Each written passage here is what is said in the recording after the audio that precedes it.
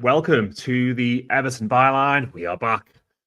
Talk all things Toffees. I am your host, Matt Jones. I'm joined as ever by Paddy Boylan. Paddy, how are you doing? Yeah, very well, thanks. How are you? Not too bad, mate. Not too bad. Busy few days. Obviously with the game at the weekend and final preparations for London next week and the marathon. But yeah, all good at the moment. Do you want to tell listeners how your Everton evening ended on Saturday? Oh, so the Denby cast after the game was so good. Like so many people out singing and having a good time despite the result. I think we've all done it, haven't we? We've all done the classic: get on the train, fall asleep, miss your stop. So thankfully, I only went up like 3 stops further up than where I would usually get off. But it's just a devastating moment when you wake up and you realise you've got to get back on the train and go back again, especially when it was like 10:30. So it could have been worse. It could have been much worse. Yeah, it could have been much worse. But like obviously, there's only one more stop on the line, so it could have been a little bit worse. But yeah, I mean, yeah, for people I imagine who do this in London on the tube, you could end up like an hour or 2 away from home. So yeah, but it was great. It was great in the pub on Saturday.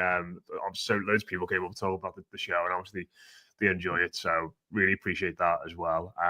Probably a good time to remind people that we are sponsored by the Denby sister pub, the Bridewell. I know a few people, some hardy souls, unlike me, who went home at about what was 9 o'clock, and then a few people went over to the Denby, to the Bridewell, and carried on the evening. So I imagine some good times were had by all in there as well. As I hinted at there too, as well, it's 6 days as we sit here recording this till the London Marathon. I'm going to be running for Alder Hey, who are a great charity here in the city in association with the Children's Hospital. If you've got any kind of spare change at the moment, the link to donate will be in the description below. I don't know if you've donated yet, Paddy. So you have? Okay, fair enough. That was. You've not paid any attention to it. No. I read every. Maybe just assume that you would. So yeah, one of them. But yeah, the link is in the description, and I'm sure when we record this next week, I might be half the man I am now. We'll see. We'll see how it goes. So yeah, appreciate any support on that. If you're watching us on YouTube, do hit like, do hit subscribe, do leave us a comment and let us know your thoughts on anything we discussed today. And if you're listening, leave us a rating, leave us a review. And yeah, if you're on Spotify, you can leave comments as well now, which a lot of people have been doing over the last few weeks. So thanks for that. A disappointing one, Paddy, really Saturday, wasn't it? I don't know, I'm sort of looking at it as the last big game in inverted commas. We've got Goodison in terms of a purely footballing perspective. And City looked like sort of ideal opponents for me. They were very vulnerable. They had a few players out injured, a few young players on the team, lads out of positions. And when I saw the team, I sort of felt like they were primed to be having a good go at. And instead, what happened was we did okay, didn't we, for an hour? And then I think as soon as the big moments in the game was obviously James Tarkowski and his injury, and as soon as he goes down, the whole pattern of the game shifts, the whole mood inside the stadium shifts.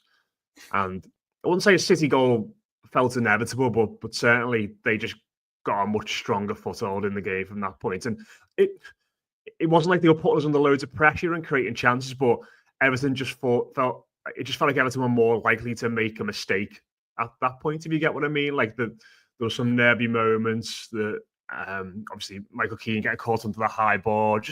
Just felt like all of a sudden the composure just went out of them from a defensive point of view. Yeah, I mean, I think a number of things. The Tarkowski moment was, I think, the biggest, most important incident in the game. But I do think that City's substitutions as well had an impact. Fresh legs with players like Doku at a point in the game where Everton were quite clearly tiring. So you had James Garner and Idrissa Gueye, according to David Moyes, at various points complaining of going down with cramp. And it all sort of came together in this perfect storm.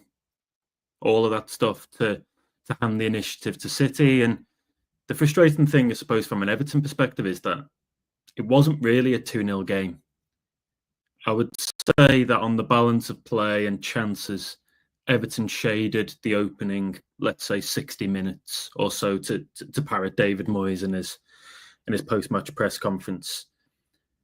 The problem in a low-scoring sport like football is that if you don't capitalise in those moments, then in the final third of the game, you can come unstuck, as Everton quite clearly did. And I know there's been a lot of focus on Michael Keane, particularly his performance on Saturday, and a lot of focus on social media, a lot of focus certainly on the piece that I wrote in terms of people talking about his performance. And I mean, quite clearly it wasn't very good. He made, I would say, 2 or 3 errors, if you want to call them that. But I think there was more to this than just it being Michael Keane. I think, like Moyes said afterwards, Tarkowski not being there is something new for this team. Certainly at the back, kind of the defensive leader, the one that takes control. So not having him felt like there was a bit of leadership vacuum there. I don't think he was happy with the substitutes and how they did. I mean, he called the stray pass from Alcaraz for the first goal. I think he said we gave the ball away terribly for the first goal, so I wasn't happy with that. Felt the subs hadn't made an impact. And the shame there, I guess, is that a week earlier against Nottingham Forest, I thought the subs gave Everton fresh impetus at a really important point. Here, the team seemed to go backwards quite alarmingly, and I don't think Dwight McNeil was able to do the defensive work rate, the kind of defensive work rate that we'd seen from Jack Harrison. I think he was partly complicit in the first Manchester City goal and not tracking the left back into the box. Keane didn't cover himself in glory for that goal either, because O'Reilly gets in front of him ultimately at the near post. And then I think we also saw, and maybe this is something that we're going to segue into on today's show, but I think we also saw what happens when you remove another key pillar, not just Tarkowski, but Idrissa Gueye from the midfield as well. I mean, like, the only replacement on the bench really was Tim Irabunam.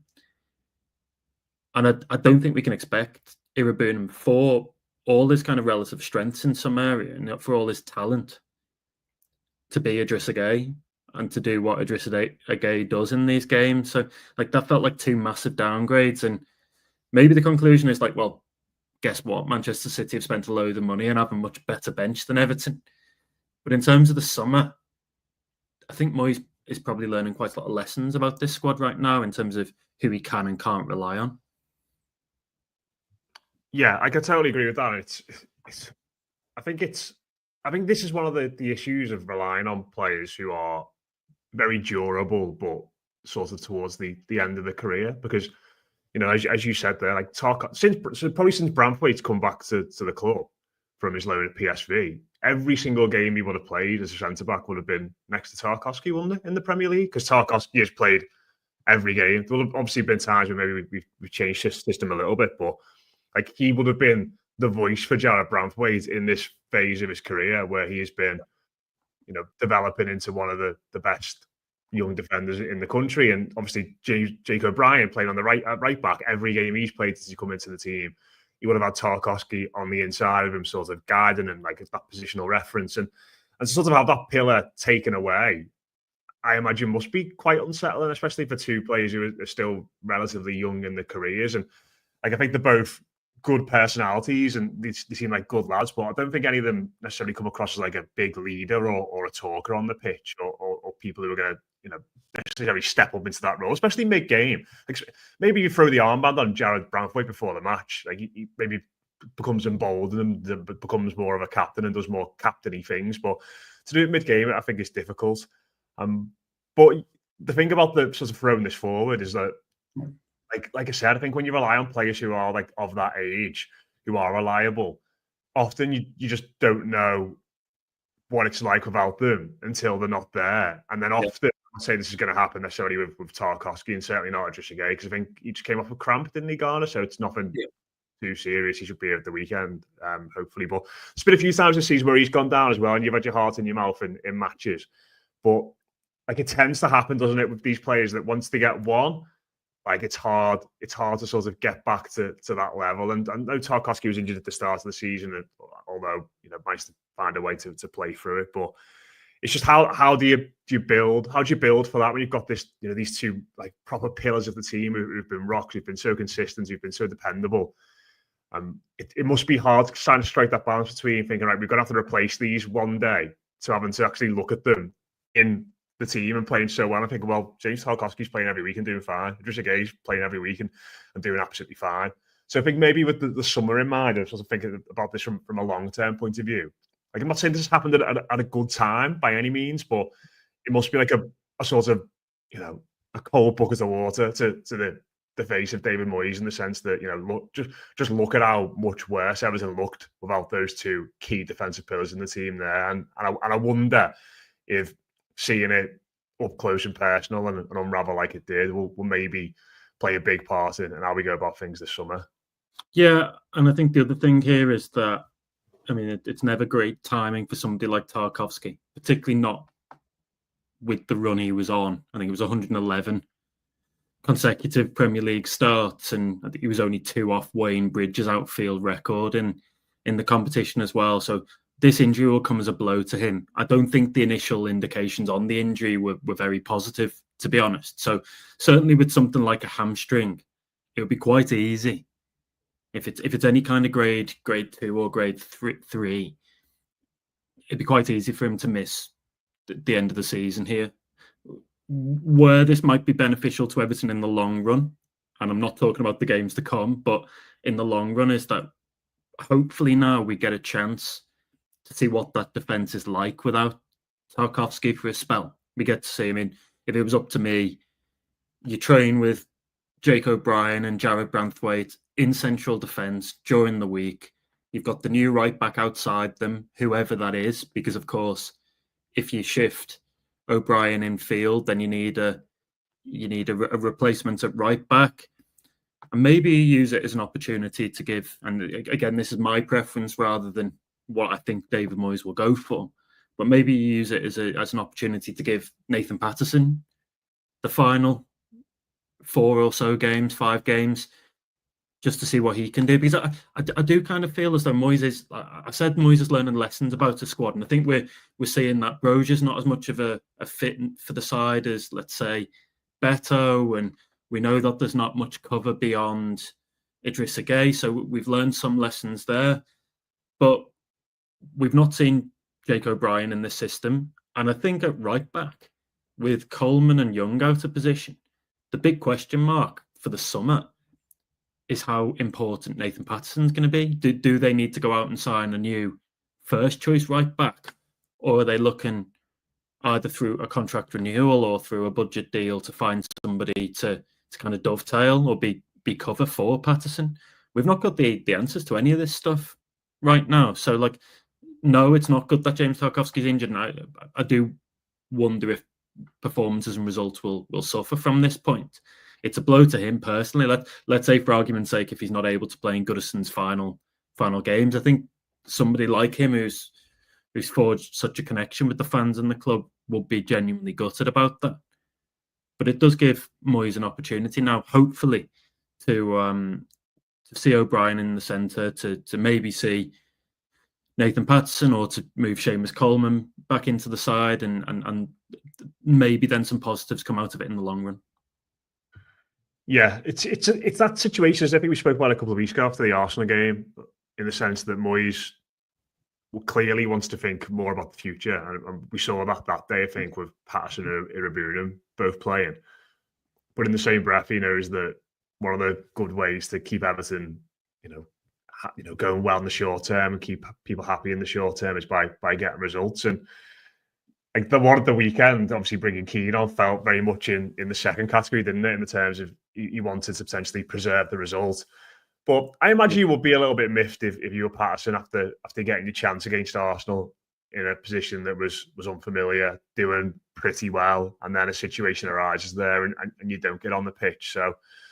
So yeah, it was a little bit strange. And I suppose the other thing as well, Paddy, and again throwing this forward toward the summer, is that in Armando Broja, we've had 2 looks at him now in the past couple of weeks.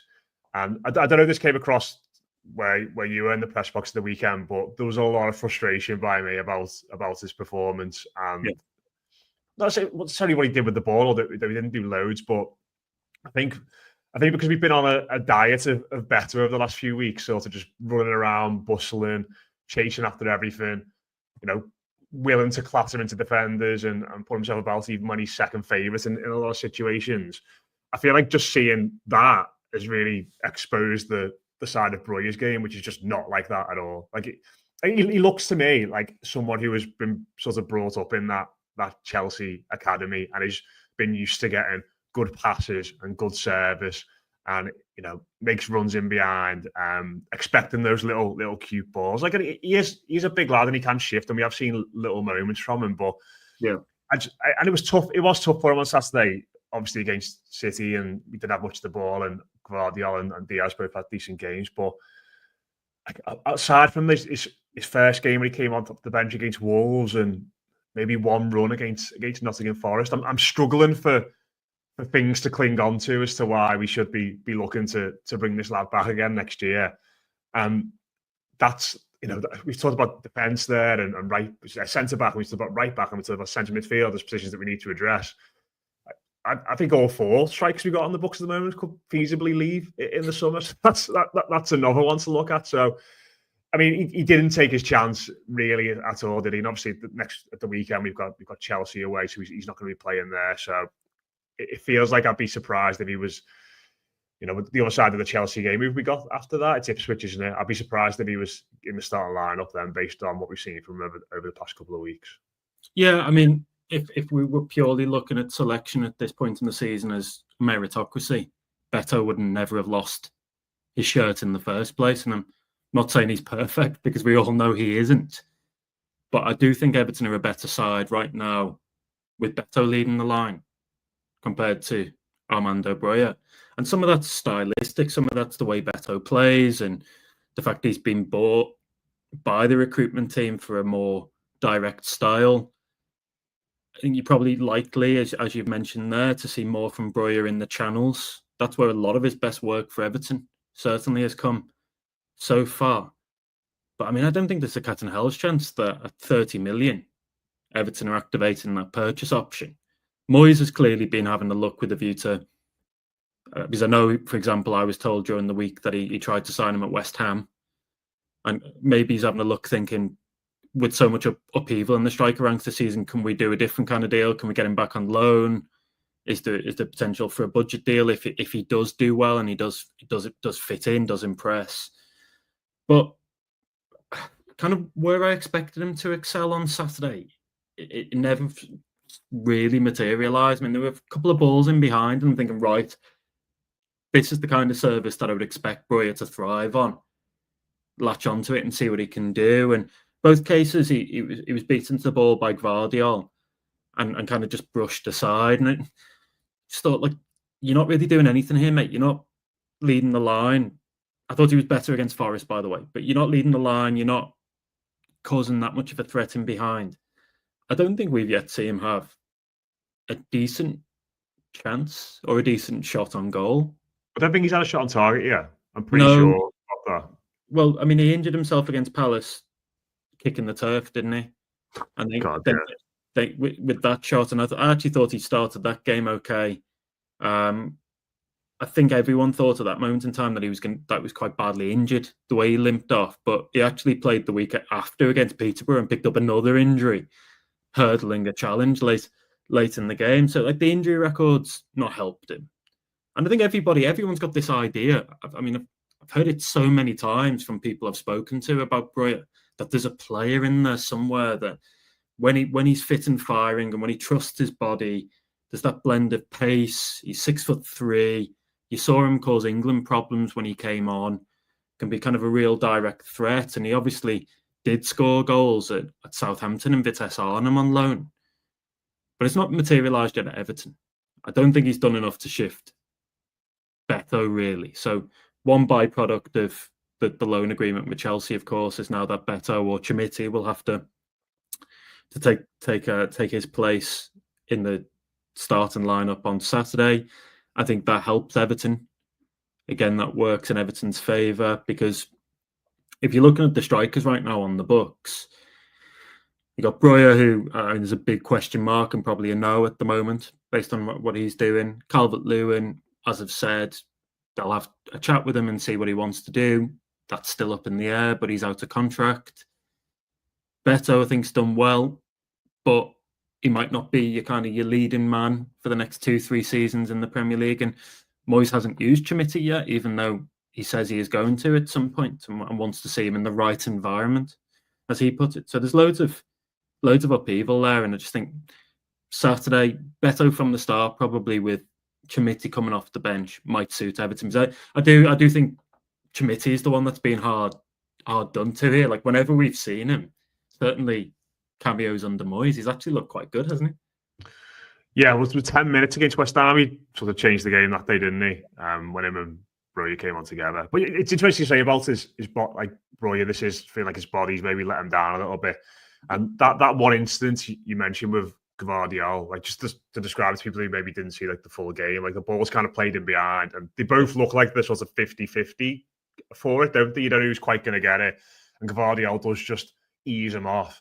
Yeah, like, I remember in the ground thinking in that moment, and this is probably harsh, but he looked like a lad who was concerned about getting hurt or maybe getting injured again. And there are a few little times in the game there. And I'm not saying by any means that he's bottling out of things or anything like that. That's a completely different thing.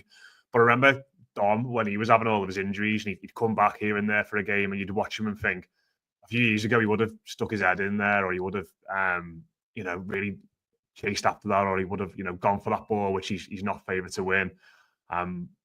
But because of the injuries, but that's natural, isn't it? It's a natural human thing. If you've been injured so many times, the last thing you want is to be on the sidelines again. So I think maybe there's a bit of that he needs to get over as well.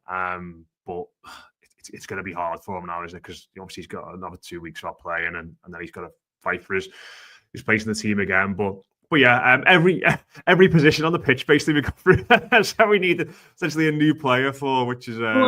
I've written that before. I mean, like, I think I did a review of the summer window, and then followed up with a review of the January window for the Athletic. And in both pieces, I effectively said, what I'm hearing here is that Everton know they basically need to assess every single position on the pitch, and you can go through them all, and even down to ones. Let's say, for example, I thought Mikalenko had a good game on Saturday, but there's a question mark around whether he's going to be the one to help Everton get up the table. Even if you do persevere with him as your starting left back, with Young and Coleman out of contract, there's an argument you need some form of left back cover next season, or a left back recruit.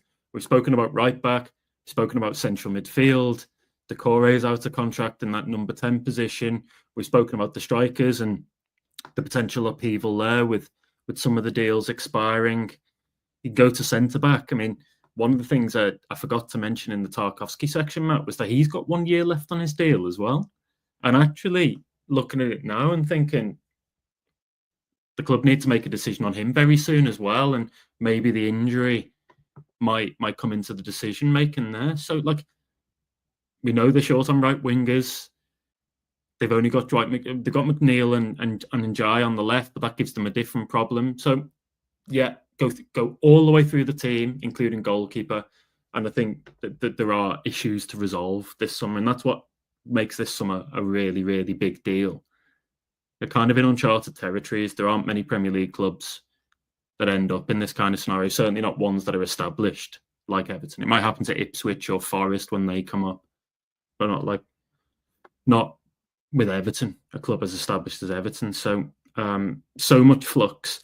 I think now if there are 50-50 decisions or even 60-40 decisions against, where you've got a player like Breuer, who's not contracted to the club, and somebody like Chimiti or even Beto, I think you've got to go with the lads that are contracted. And it's the same at centre-back. Like, we know what we need to about Michael Keane. You've got Jake O'Brien there, and one of the things I think we need to learn or see in the final part of the season is, with Tarkowski likely out, how does Jake O'Brien look at Premier League level at centre-back?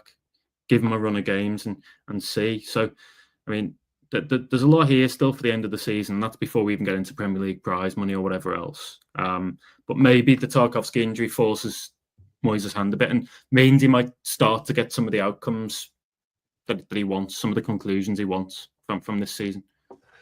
Yeah, loads to do, isn't there? And sort of moving on to our second point, we've got a player there who we can sign and we know we can sign, but it sort of feels like maybe we're not going to now, but we'll get into it anyway. This is just a reminder, by the way. If you want to email us, you can do it at evertonbyline@gmail.com, which is what Julian did over the weekend, who sent us a message saying, "Hi there, I had a question for Paddy about the Alcaraz loan. I know if Alcaraz makes 9 more starts, that triggers..." Sorry, I'll start that again. "I know if Alcaraz makes 9 starts, that triggers the obligation and we have to buy him for 15 million euros. I just wondered what happens if he doesn't make the 9 starts. Does the club still have an option to buy him for the same fee if they want to in those circumstances? Or will the loan just end at the end of the season?" Love the byline. Always look forward to it coming out each week. So cheers to Julian for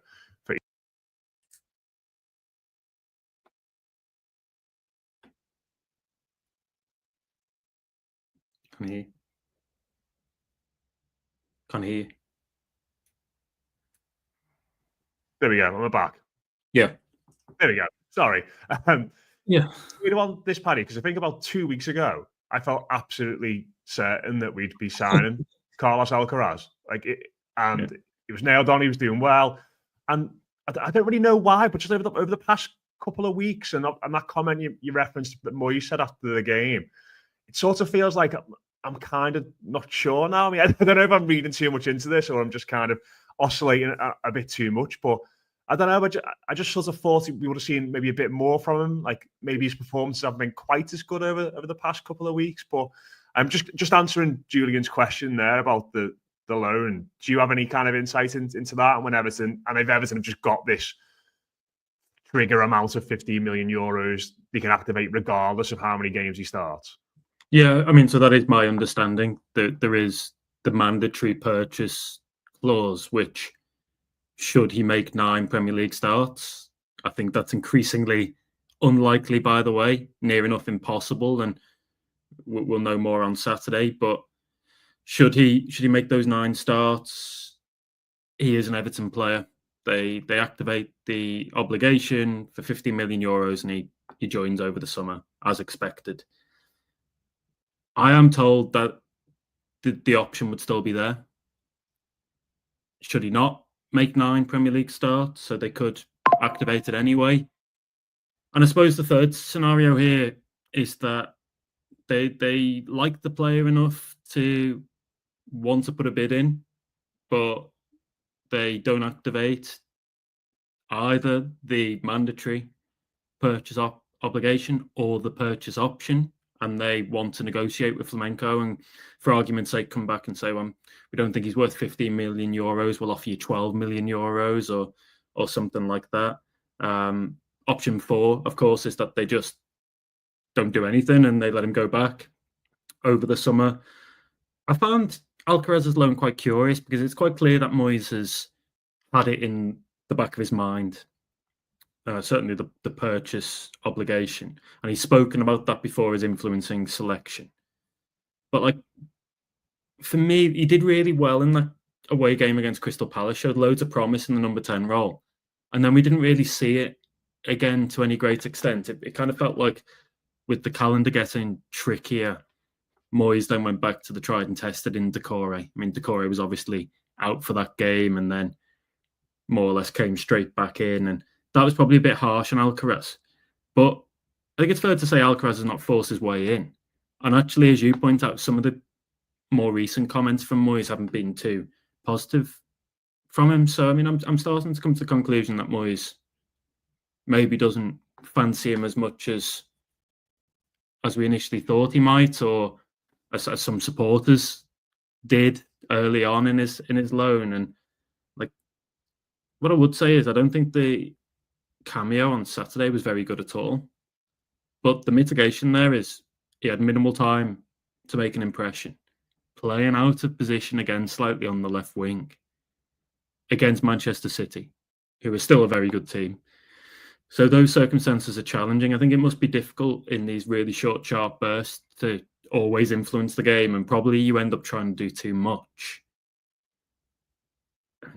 Again, I've kind of wondered when the starts were going to come for Alcaraz, and to see Moyes effectively give him a trial run in that role. But where we are right now is Corre's the incumbent in that number 10 position, and I don't think Alcaraz has done enough in Moyes' mind to shift it. So, yeah, I think it's definitely up in the air. I think my confidence in Everton activating this in one way or another has diminished from where it was over the kind of the weeks before. And maybe, if anything, at best, I'm kind of 50-50 they do it, maybe slightly 60-40 that they don't, as it stands.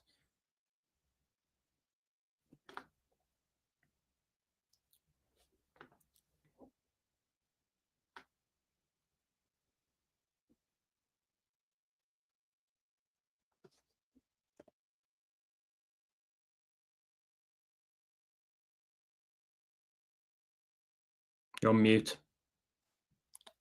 Right, I don't know what's going on with my microphone. Yes, you're back now. Right, I'll just make sure I edit the audio and video at least. So we're on 30, the one's 26. Does that sound still all right? Yeah, it's fine now. I don't get it really, but it's fine now. Right, I'll go back in at 31 and 5. Yeah. Yeah, I think he's done loads better in the away games that we've seen so far. Like you mentioned the Palace one there. I think he was good at Brentford that night when we got a draw there. I think Forest. he was really good when he came on against Forest, yeah. And I think he was good in the first half of the derby as well. I think he had a few good moments there, like carrying us forward on the counter-attack. And I definitely feel like there's something there. And I think for a player of his age and his profile and just sort of like his raw attributes and his personality as well, because like you said, he became a pretty instant hit, didn't he, with supporters when he first came in.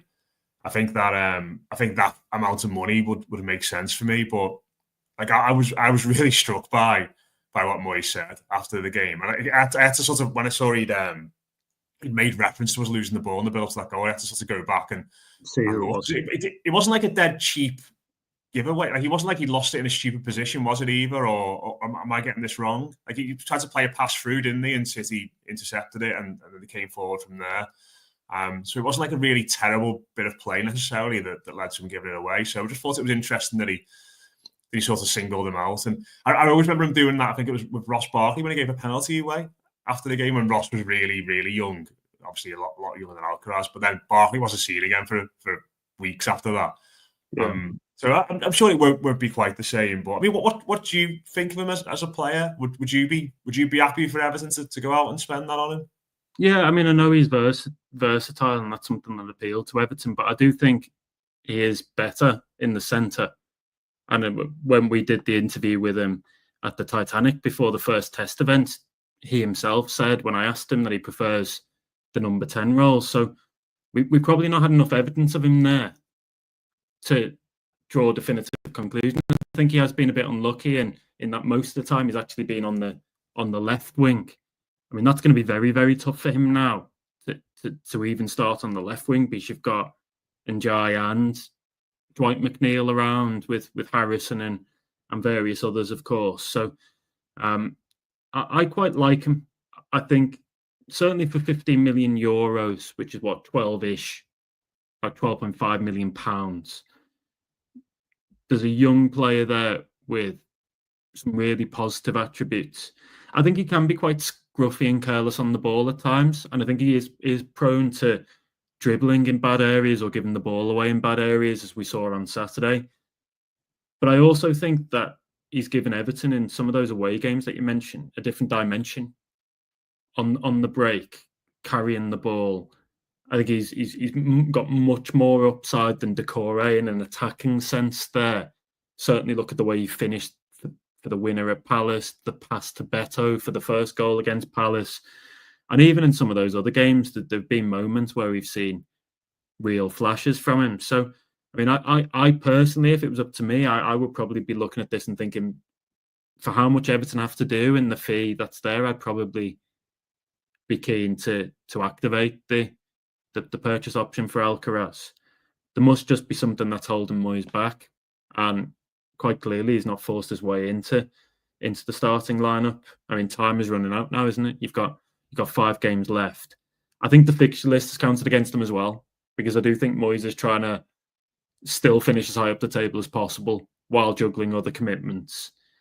And I think he does still feel that Decore is the one that'll give him the kind of the 6 out of 10 minimum performance in some of these games so that Everton can remain competitive. I mean, those excuses are starting to run out after Saturday's game against Chelsea, aren't they? Because then the schedule becomes Ipswich at home, Fulham away, Southampton at home, Newcastle away. Some tricky away games in there, but there are home games where you could definitely see him play. So another one that I kind of like to see more of, Matt. Like if I was listing players I wanted to see in this final part of the season, it'd be Jake O'Brien now at centre back. I think we need to see more of Nathan Patterson. Would like to see more of Yusuf Chamiti, and I would like to see Charlie Alcaraz play not as a left winger or a right winger or whatever else. I'd like to see him play as a number 10 in some of these games, and I think then we'll be in a much better place come the summer of kind of really key decision making. Yeah, I think one of my reasons wanting to keep him is that I just want an Argentina shirt with his name on the back, just because I love that kit, and it'd be great to have an Argentina international. We can get one his moment, brilliant. The one it's right now is superb, the best. isn't it? Yeah, it's superb. So yeah, that's the main reason for wanting to keep him. But just before we finish off the last one, we sort of spoke about this a couple of weeks ago. And I think we thought at this point that the game was going to be on Monday night, but it was confirmed finally. It was Thursday night last week that Everton's final game at Goodison Park will be at 12 o'clock against Southampton.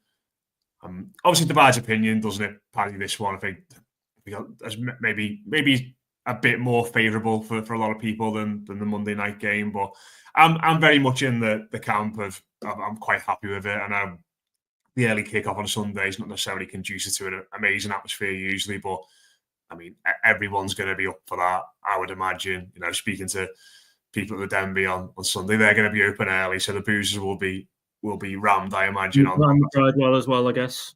Yeah, exactly. Yeah, so everyone will be out and about, I imagine, beforehand.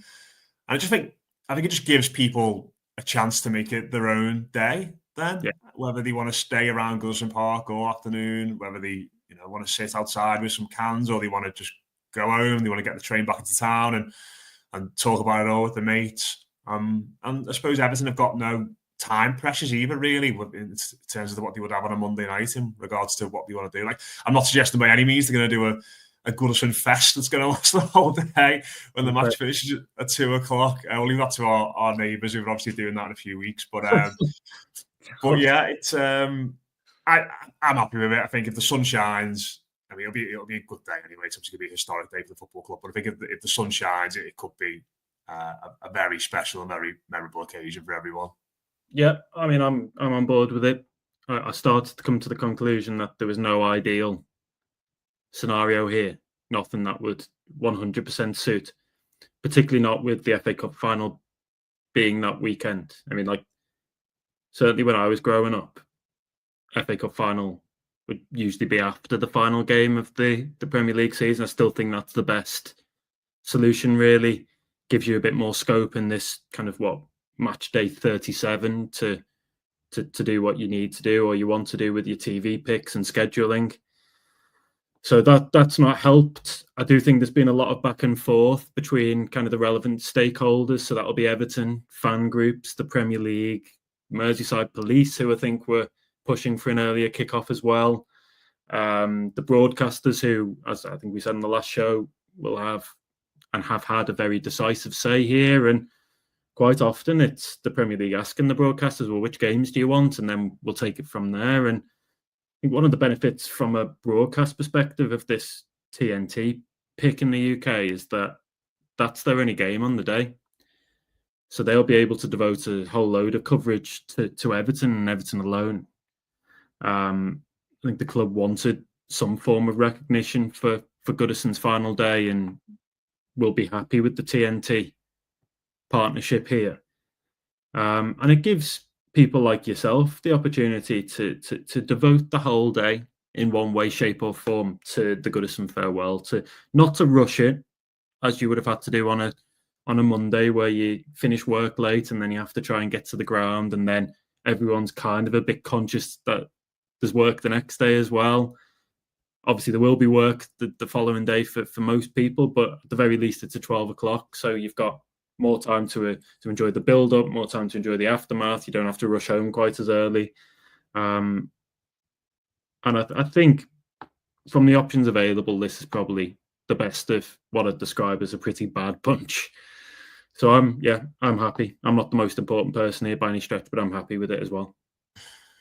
Yeah, definitely. It'd be good to get people's thoughts on that, actually, if they want to email us, or we've just got a lot of people who listen from around the world, be it out in the States or in Europe, or even out in the Far East. So it'd be interesting to hear how that's going to impact your plans to watch the game and what you think about it. Because as much as I think we've said that the people in attendance have ultimately got to be prioritised with this, it's going to be an emotional occasion for Evertonians all around the world. So it'd be great to hear from people on that, and sort of, if you're not in the States, what's your plan? Are you gonna stay up all night and watch it at 6 a.m, or are you going to be getting up super early to catch up some of the build up and that kind of thing? So let us know at evertonbyline@gmail.com if you want to get in touch with us on that.